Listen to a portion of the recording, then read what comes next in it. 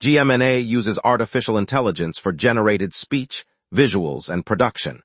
AI-generated content may contain errors. Please verify important information before making decisions or taking action.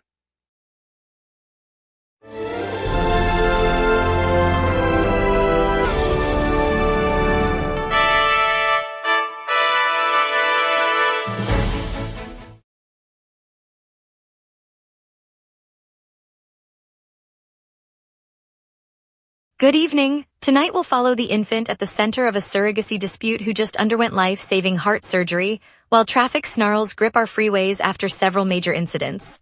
And in business news, Amazon rolls out e-cargo delivery bikes in Culver City. Over to you, Bennett. KCON returns to the Los Angeles Convention Center next month, spanning 3 days with panels, fan meetups, and a marketplace featuring over 300 Korean pop merchandise vendors. Featured performances include top groups Blackpink, Stray Kids, and Twice, each scheduled for evening concerts on the second and third days with acoustic sets on the opening night. General admission tickets start at $35, while premium passes offering backstage access cost $100, and early bird sales concluded last Friday. Lots to get to, let's begin. As we transition from the excitement of KCON into the day's unfolding stories for Los Angeles listeners. Here are our top stories. An infant at the center of a surrogacy custody dispute in Los Angeles has undergone life-saving heart surgery, while the legal battle between the California couple and an Alaska surrogate continues. Wesley Tran has the full story. An infant at the center of a surrogacy dispute received open heart surgery Tuesday afternoon at a Los Angeles medical center. Doctors say the procedure was needed to correct a congenital heart defect, and the child is now in intensive care recovering. The baby has been the subject of a courtroom battle between a California couple and a surrogate from Alaska, who are locked in a legal fight over custody and parental rights. The surgery took place while the case remains pending, with attorneys for both parties watching the outcome closely. Hospital officials declined to comment on the legal aspects, focusing instead on the child's condition and the medical team's efforts. Wesley Tran, GMNA News, Los Angeles. Yesterday, Los Angeles police officers opened fire on a man after responding to a report of an individual brandishing a gun. The suspect, later identified as holding a water pistol, was not injured and no one else was hit. Officers arrived at the scene in downtown Los Angeles, assessed the threat and discharged their weapons, believing they faced an armed perpetrator. Subsequent investigation confirmed the object was a toy, and the department released a statement acknowledging the mistaken assessment. The incident underscores the challenges officers face when evaluating potential threats in real time. LAPD officials said the officers followed protocol based on the information available at the moment. No arrests were made, and the department has opened an internal review to determine whether procedures should be adjusted. The shooting took place in the early afternoon, and witnesses reported hearing multiple gunshots. Community members gathered nearby, expressing shock at the development. The Los Angeles City Council will convene this afternoon at City Hall to decide on a proposed increase in general admission to the Los Angeles Zoo.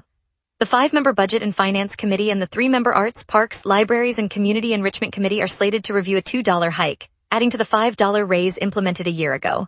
Council members say the additional revenue is aimed at offsetting rising operating costs and funding new habitat projects. Animal welfare officials note that the zoo's budget has been strained by inflation and expanded conservation programs. The vote will be public, and officials expect the decision to shape ticket prices for families and tourists alike. If approved, the new price structure would take effect later this year, altering the cost of a day's visit to the zoo. Los Angeles has risen to the top of the nation's wire and cable theft rankings, with a sharp increase in stolen electrical and communication lines across the city. Camila Uriola has the full story. Police reports confirm Los Angeles has slipped into the top spot for wire and cable theft across the United States. Officers on the ground say crews are targeting electrical lines and communication cables at an unprecedented rate, leaving neighborhoods without power and disrupting internet service. Utility companies are scrambling to repair damaged infrastructure, while residents report flickering lights and dead phone lines in several districts. The surge has prompted a coordinated response from city officials, who are deploying additional patrols and urging businesses to secure their underground assets. As the thefts continue to climb, the city's budget for emergency repairs is swelling, straining already tight municipal resources. Camilla Uriola, GMNA News, Downtown. State Farm's defense team has confirmed that artificial intelligence software produced fabricated legal citations in the insurer's filings for a pending lawsuit filed by a former Los Angeles homeowner. The admission was made on August 18 in Los Angeles, California, as the case moves toward trial. Attorneys said the AI-assisted drafting tools generated hallucinations, inserting references to cases that do not exist. The false citations were discovered during the court's review of the plaintiff's motion, prompting the insurer's lawyers to notify the court and correct the record. This development highlights ongoing concerns about the reliability of AI-driven document preparation in legal practice. The court has set a briefing deadline for September, and the parties are expected to file revised pleadings next week. The lawsuit, which challenges State Farm's handling of the homeowner's claim, is scheduled to proceed later this year. Later we'll hear how East LA residents are getting $200 utility credits after a community push. Stay tuned, we will be right back. Every day, important stories happen across the city before any news crew arrives. Sometimes the very first person at the story is you. When you witness something newsworthy, open the GMNA Citizen Reporter app and start your report. The app guides you through every step while your report is delivered directly to the GMNA newsroom. Every submission is reviewed by our editorial team, and approved reports may be featured on GMNA. Get the GMNA Citizen Reporter app today at my.gmna.ca. Your city, your news. Welcome back. Los Angeles City Council has moved to halt enforcement of the anti-camping ordinance that barred unhoused residents from sleeping in several neighborhoods. The reversal applies to the designated anti-camping zones created under a city law that sparked controversy by restricting where people experiencing homelessness could rest. Council members voted to cancel the rules, citing concerns over public safety and the growing legal challenges the ordinance faced. The decision is being implemented immediately, though the city's Department of Public Works will continue to monitor the affected areas for compliance with other health and safety codes. Officials say the change does not alter existing shelter funding or broader homelessness initiatives, but it does remove the specific prohibition on overnight sleeping in the targeted districts.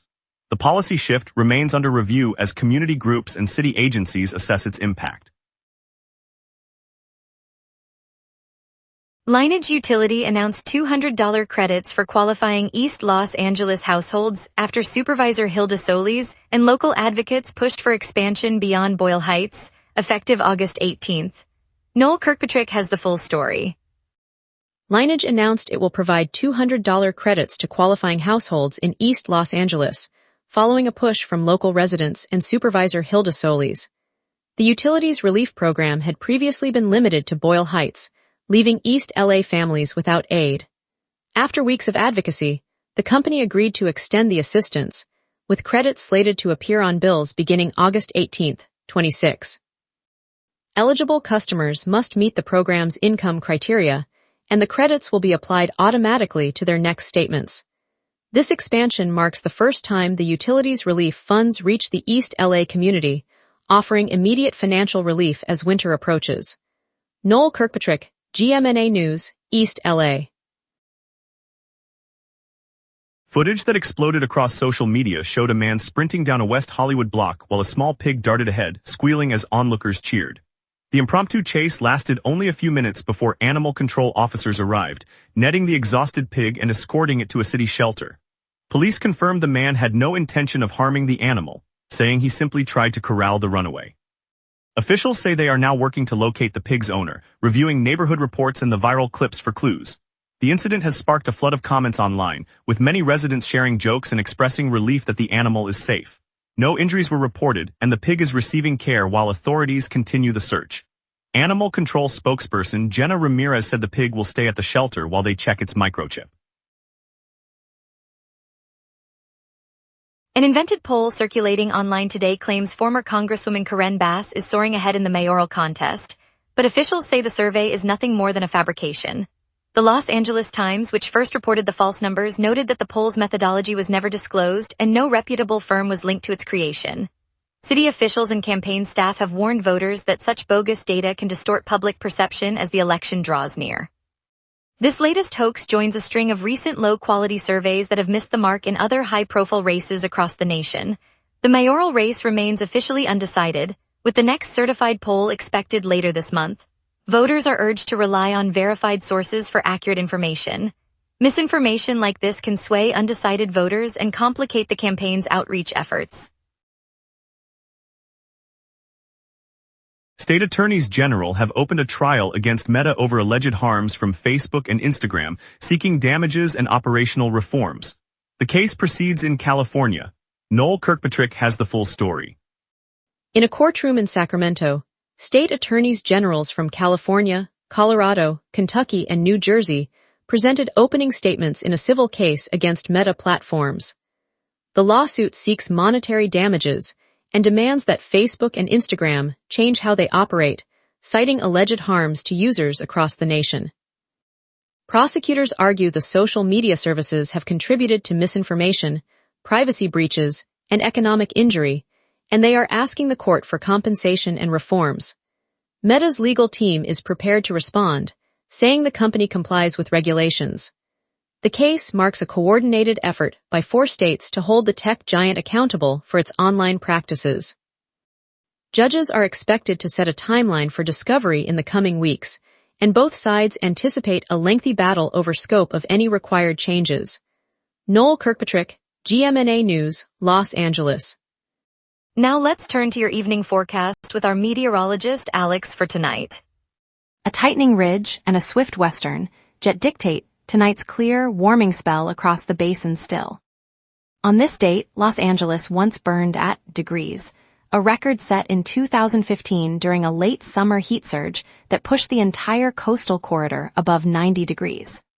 The cold extreme fell to 49 degrees in 2025, a surprise dip that arrived with an unseasonal marine layer and a brief Arctic surge. Today's normal high hovers around 79 with a low near 64. So the current 84-degree reading sits a few degrees above average, but far from historic extremes. Turning to the live radar, the screen is completely quiet, no echoes across the valleys or over the coast. The lack of returns confirms a dry, subsiding air mass that the ridge has forced aloft. With the western jet streaming at 29 miles per hour, any moisture that might have lingered is being sheared eastward, leaving the city clear for the remainder of the evening. I'm now shifting to tonight's outlook. At 6 p.m., the downtown thermometer reads 84 degrees under a cloudless sky, humidity sits at 44%, and the wind is a light 6 miles per hour from the west, gusting to 12. Pressure is near average and nudging upward, sealing in a stable air mass that will linger through the night. The western jet at 29 miles per hour continues to cap the ridge, preventing any surge of moisture. Overnight temperatures will dip to 64 by sunrise, a modest retreat as radiational cooling takes hold. UV index remains at 10 for the lingering twilight, though the sun will set at 7:37. No weather alerts are active, and winds stay below 16 miles per hour, so conditions remain calm. Wednesday brings the first overcast spell of the stretch, as a weak frontal boundary slides inland, holding highs at 93 and lows at 64. Thursday clears dramatically, the ridge deepening and pushing temperatures to 95 with a low of 66, while the jet remains aloft, keeping the air dry. Friday and Saturday stay scorching, each day topping 97 and holding lows in the low 70s, the clear sky persisting under a robust ridge that will dominate the region. Sunday peaks at 99, the highest of the week, with a low of 70, and the sun will blaze from dawn to dusk. No rain windows appear, and the wind stays modest, so the focus remains on heat management across the coming 5 days. And that's your weather. Remember, the local sunset is also available as a podcast. Listen anytime on Spotify or wherever you get your podcasts. Heavy freeway snarls keep commuters on edge, KCON kicks off tonight, and Amazon's e-cargo bikes debut in Culver City. Stay tuned, we will be right back. Every day, important stories happen across the city before any news crew arrives. Sometimes the very first person at the story is you. When you witness something newsworthy, open the GMNA Citizen Reporter app and start your report. The app guides you through every step while your report is delivered directly to the GMNA newsroom. Every submission is reviewed by our editorial team, and approved reports may be featured on GMNA.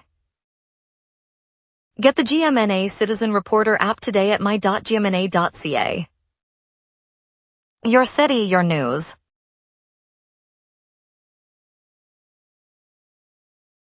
An eastbound lane closure on the 10 freeway in Palms dominates traffic after a fatal crash forced the lane shut, adding up to 20 minutes of delay. A fiery semi-truck crash in East Los Angeles has closed multiple lanes on the 5 freeway, diverting northbound traffic onto surface streets. In the San Fernando Valley, a jackknifed big rig has blocked both sides of the 118 freeway at Granada Hills, creating a standstill that may linger into the early morning. A deadly crash has also taken the northbound lanes of the 101 freeway in Woodland Hills offline, pushing drivers onto Ventura and Topanga routes. A brush fire near the 170 freeway in Sun Valley burns on the shoulder but has not closed lanes. All other freeways remain clear, so the 64, 21 and 31 corridors are your best bet. Metro's Wilshire Center Koreatown line will skip the 11th Street stop through tonight, so riders should plan an alternate boarding point. KCON is taking over the Los Angeles Convention Center today, a 3-day K-pop extravaganza that draws fans from across the valley and features panels, workshops, signings, concerts, and surprise guest performances, perfect for anyone curious about the global phenomenon. At the Hollywood Bowl, the Tchaikovsky Spectacular brings the composer's greatest works to life, with pianist Bruce Liu leading the orchestra through the iconic Fifth Symphony and a dazzling piano concerto, an evening of soaring strings you won't want to miss. On the west side, Disney's Beauty and the Beast returns to the Pantages Theater, delivering the beloved Broadway-style musical with elaborate sets, costumes, and the timeless songs that have enchanted generations. For something offbeat, Lucha Vavoom at Hill Street blends Mexican wrestling with burlesque and Aztec dance, mixing high-energy moves with cheeky routines for a laugh-filled, unforgettable night. And keep an eye on next week when KCON 2026 returns bigger than ever, promising even more choreography and surprise collaborations. And now here's Terrence with sports. Los Angeles sports heat up as ownership drama and Dodgers dominance dominate headlines.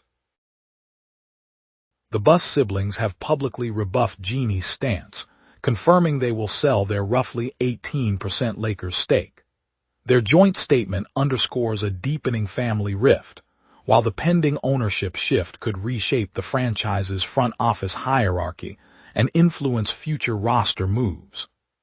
The Dodgers have now matched their own franchise record by employing 40 different arms over the past 2 seasons, following a stretch of 39 pitchers in earlier years.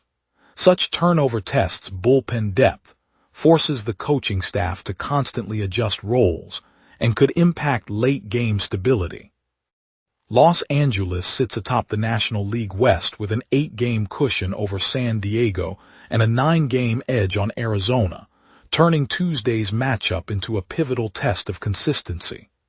The Padres hover in the third wild card slot, 1 game ahead of the Diamondbacks, keeping the race tight. Max Muncy's walk-off RBI single on August 11th revived the narrative of a player who once doubted his love for the game. Now entering his 9th season, his clutch performance injects veteran confidence into a lineup that still seeks consistent production from its middle order. An exhaustive archive now catalogs every Los Angeles Dodgers contest from the opening day of 2026 through any postseason run, offering fans a single destination to trace wins, losses, and pivotal moments. This resource will be essential for analysts dissecting the team's season-long trends.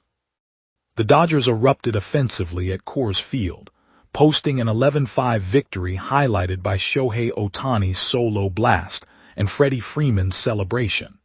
The surge signals a turning point for a lineup that has struggled to meet lofty expectations, suggesting the bats finally found their rhythm. Stay tuned as the Dodgers chase glory and Lakers ownership reshapes. Thanks, Terrence. Amazon in Culver City rolls out its new e-cargo delivery bikes, the first of their kind on the West Coast. The compact golf cart-style bikes carry a storage case that can hold roughly 240 packages each shift, cruising at about 12 miles per hour while cutting through traffic with near-silent electric power. Equipped with rear cameras, regenerative braking, and automatic parking brakes, they promise to ease congestion, lower noise, and shrink emissions as part of Amazon's climate pledge to reach net zero by 2040. For a city that feels the daily pinch of delivery trucks, these quiet couriers mean cleaner streets and quicker drops for local residents. It's a reminder that innovative logistics can belong to the neighborhood, not just the highway. Next, the county opens registration for 16 public housing waiting lists and previews September weekend freeway closures. Stay tuned. Every day, important stories happen across the city before any news crew arrives. Sometimes the very first person at the story is you. When you witness something newsworthy, open the GMNA Citizen Reporter app and start your report. The app guides you through every step while your report is delivered directly to the GMNA newsroom. Every submission is reviewed by our editorial team, and approved reports may be featured on GMNA. Get the GMNA Citizen Reporter app today at my.gmna.ca. Your city, your news. Welcome back. Los Angeles County opens registration for 16 public housing waiting lists, including 10 elderly designated sites with a 1,000 application threshold for small site lists. Registration runs until 5 p.m. September 16, 2026. Noel Kirkpatrick has the full story. Registration is now open for 16 public housing waiting lists across Los Angeles County, including 10 lists reserved for senior residents. The Los Angeles County Development Authority says applicants have until 5 p.m. on September 16, 2026, to submit their forms. Small site lists will close once they reach 1,000 applications, while larger sites remain open for the registration window. Residents may apply to a single list or multiple lists, depending on eligibility and preference. The agency manages all waiting lists and will process applications as they arrive, aiming to match households with available units. Applicants are urged to gather proof of income, residency, and age for senior lists. Portals and community centers will accept paperwork, and staff can answer questions. Noel Kirkpatrick, GMNA News, Los Angeles. Port of Long Beach will close northbound 710 freeway, Shoemaker Bridge, and southbound 710 freeway for ramp demolition over 3 consecutive September weekends in the North Harbor area. Wesley Tran has the full story. Starting this September, the Port of Long Beach will shut down the northbound lanes of the 710 freeway, the Shoemaker Bridge, and the southbound 710 for 3 consecutive weekends. Crews will use the closures to dismantle the ramps that link the bridge to the North Harbor district. Each weekend, traffic will be rerouted onto alternate routes, with signage posted well in advance. Motorists can expect delays on nearby surface streets as detour traffic builds. The demolition work is confined to the bridge's ramp structures, allowing the main bridge to remain open for pedestrian and rail use. Officials say the schedule minimizes impact on weekday commuters while the necessary removal proceeds. Wesley Tran, GMNA News, North Harbor. Thank you, Los Angeles, for joining us on the local sunset. Tonight's reminder that a suspect armed only with a water pistol sparked an unexpected LAPD response will stay with us. We appreciate your curiosity and look forward to bringing you more of the city's stories tomorrow. See you then.